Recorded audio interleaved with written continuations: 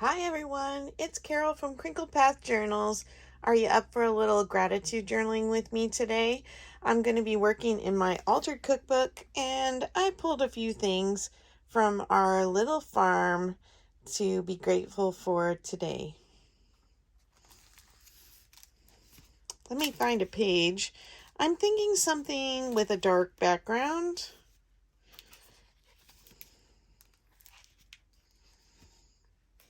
Like maybe this. I have a lot to put on today, and I tried to pull things that helped remind me of all the most precious things on our farm. And I use the term farm very loosely. We have a couple acres and we have an orchard and some goats, and we have this very exuberant livestock guardian dog who loves his goats and loves his people. And he's kind of the center of our farm. We have a pretty good sized garden. We have way too many chickens for our 2 acres. So we give a lot of eggs away to friends. And we have some great fruit trees, both in the orchard and also around the property. And then just in general, we love our outdoor spaces. Not sure how I'm going to get this all to fit. This might need to be a 2-page spread.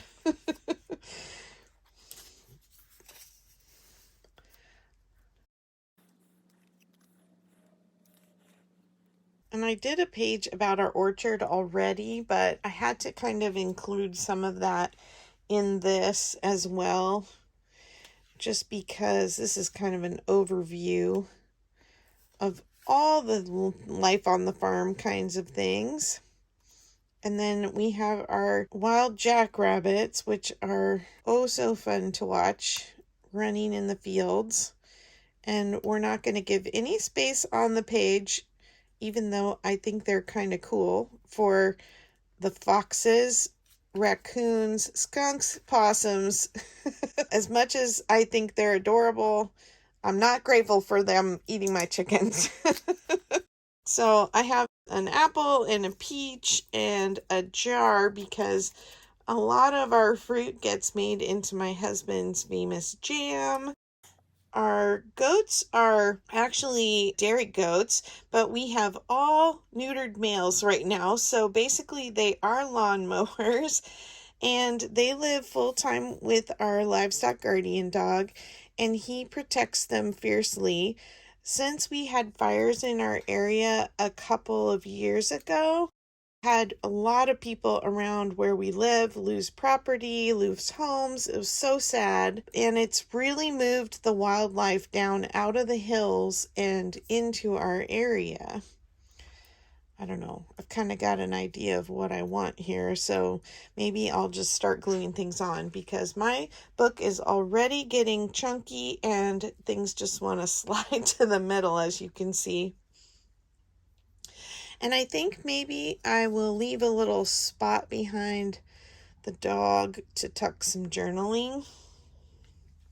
So I have to remember not to glue him down. So we have been having a lot more coyotes and bears and mountain lions that we never saw in the 20 years of living here, are suddenly in the last couple years just really looking for anything they can eat, because their home and habitat were very burnt out. Okay, let me see if I can make him into a pocket.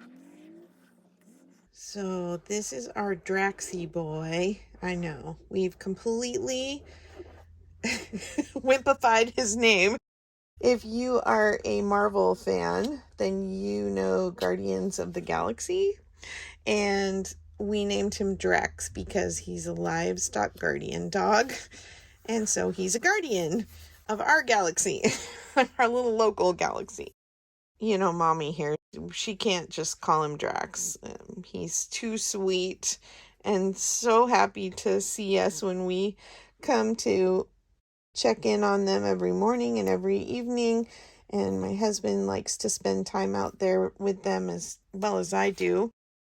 He is more than happy to see us and spend time with us, but has no desire to leave his goats and be a house dog, which I'm grateful for because he's almost 200 pounds. I think he's about 170. So he's a big guy. And he needs to be for his job. And he is a nighttime, keep him away, bark all night kind of guy, which I am grateful that we have understanding neighbors who also have livestock dogs, because otherwise we would not be very good neighbors. But it's one of the things when you move out here to this very rural area, when you buy a home out here, you get a notice from the county when you move in that says you can't complain about any agricultural noise or smell. Because we have cows and we have goats and we have sheep all around us, and we have chickens and roosters. And so it's just part of the deal when you move to the country that you're going to have noises and smells that come along with it. And a livestock guard protecting his flock is just part of the deal. Let's see, how did I have this? I don't want to cover up the eggs. Maybe I'll put the bunny over here. I seem to move everything up the page, so I might want to put something down here along the bottom. Okay, let's put the bunny on. I think I might have mentioned in one of my other videos that we are now surrounded on, well, this is the way I'm looking at it. We have 2 acres. We have property next to us. We have property that their corner of their property touches the corner of ours. We have the property directly behind us. And then we have acreage off to catty corner this side. And then we have property here. So we're surrounded by 5 other pieces of property. And the people to our west have ponies, 2 ponies. And the people behind us just got goats, and they just got a livestock guardian puppy, which I don't know. He's not out in the field full time, so he must be just in training. I'm going to move this again. And we have back to the, northwest of us, we have a herd of miniature donkeys, and they can make a lot of noise actually. And then that would be the northeast corner of the property. We have, I'm going to put it over here now. We have cows, more goats, sheep, and then the people directly next door to us on the east side do not have anything other than a family dog. But he does his share of barking too. But Drax gets along with all the neighbor animals all the way around. We have goat fence all the way around there. I feel like it needs something lacy or something cute on the bottom. So let's see what I can find. So I think maybe I'll try to put some of this on. And I did a page on our flowers, and I did a page on our fruit trees, did a page on home. Thought I would do one more little entry because we love our animals. I guess I'll just do the bottom of this picture and then maybe the bottom of this one.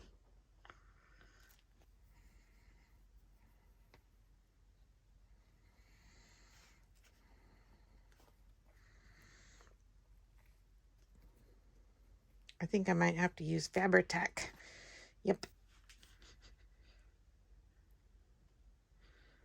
So our livestock guardian dog is, like I said, a big guy. He is half Great Pyrenees and he is half Anatolian Shepherd. They're a very interesting breed.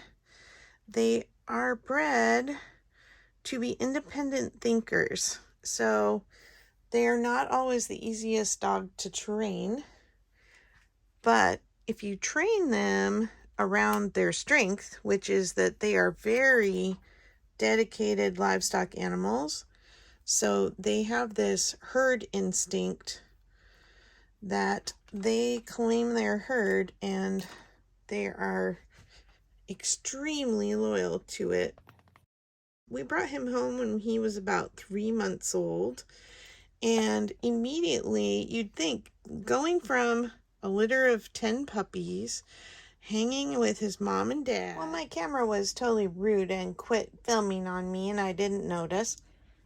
Anyway, as I was saying, he lived with his mom and dad on a farm. He was around other livestock, and you would think he would have come home to our house and been whiny and crying to make that, because he was making that transition to being out with our goats alone, but he never cried. He was very happy to see us when we were out there and very happy to stay with the goats when we weren't. So that was really great. I just finished the lace while I was telling about that.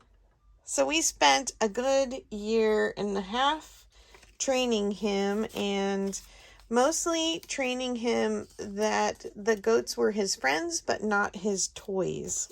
Because he's got some big old feet, and we worked really hard at him not putting his feet on us. So I took a little card and folded it. It's kind of some lightweight cardstock.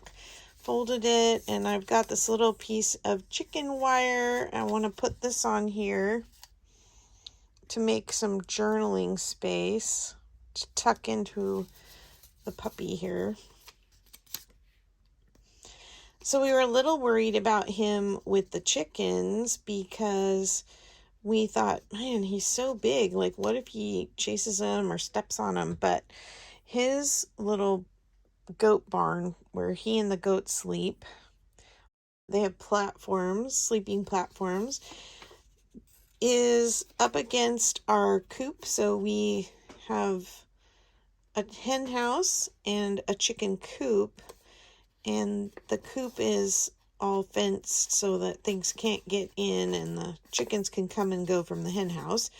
And then the coop door opens once there's enough light. So most of our hunters, like foxes and coyotes, well, coyotes tend to come any time of day, honestly, but we haven't had too much trouble because Drax drives them off. But our foxes like to hunt at dusk and dawn, and so the coop opens and closes automatically when there's low light. And the chickens always go to bed early, so they're never caught out when it's closing. But he was great. He just looks at the chickens walking by, and we like to say he likes to watch chicken TV, because when we go out and look at him when he doesn't know we're watching, and he's sitting and just watching the chickens in the coop. Like, oh, Drax is watching his chicken TV again. Watching them scratch and dust bathe and sunbathe. Silly chickens. The chickens have full run of our 2 acres when, oh, wait. I didn't want that on that side. I gotta turn it this way. Get a rag. I have a little rubber cement eraser, and it helps to get dried glue off if you put glue somewhere you didn't intend to, like that.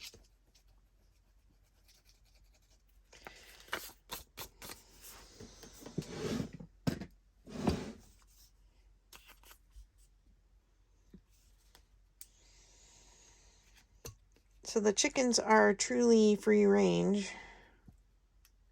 over the 2 acres, and they keep the snakes away, which is really nice. And they clean up a lot of bugs. And they like to have year-round Easter egg hunts. They'll get a bee in their bonnet about hiding eggs somewhere under a plant or in a bucket, or you never know where you're going to start finding them. So we try and keep an eye during the day on like where are they going, because we're going to have to find where those eggs are. Speaking of bees, I may have mentioned this before too, but our neighbors to the 2 plots of land over from us have 100 bee boxes, and everything we own is covered in tiny little yellow flecks of pollinated bee poop. We had to get a monthly unlimited car wash because we have to take our cars to get them washed, or it becomes like yellow cement on our cars and the side of our house. Our house is yellow, so you can't really see it there. It's on pretty much everything, especially in the spring and the summer. I think they maybe hibernate a little more in the winter. I think I started mentioning that they're a little bit hard to train to be a house dog. He was with his mom and dad on the farm, and they did a lot of training with him before that innate training with him, which was a huge help to us because he already knew what livestock was when we got him. He's really awesome at keeping everything away from his goaty goats. Trying to think if there's anything else I want to share about the animals on our farm. We have a couple neighbor cats that have 3 actually that have decided that our property is also part of their route for hunting and exploring. And so we have a skinny orange cat, a gray tiger kitty, and then a chunky black and white calico that all hang out outdoors. And we're like, okay, you're fine to be here as long as you chase mice and gophers. And then our old lady cat that was very much a farm cat. She was a feral kitten, and she's now almost 20 years old, is always inside now. She doesn't not strong enough to really defend herself anymore. I've always loved animals, and I told my parents as a child that when I grew up I was just going to have a stray dog farm.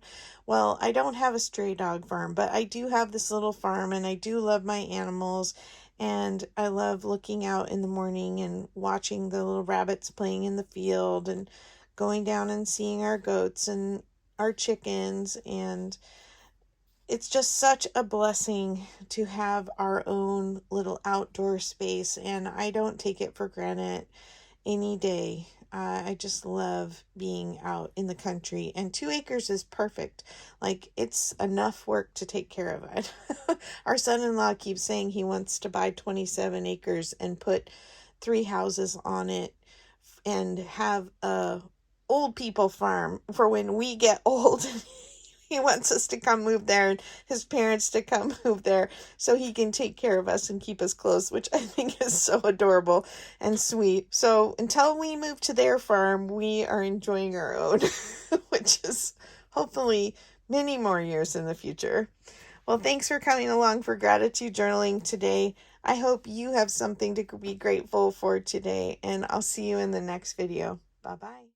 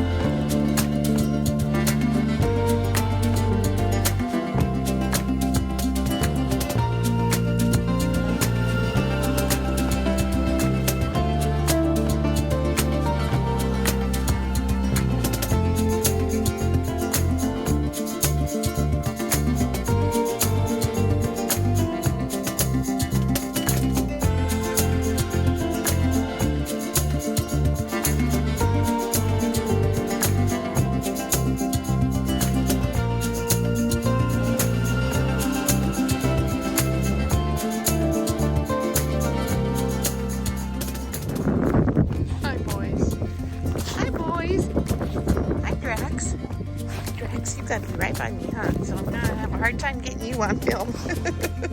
Yes. You my good boy?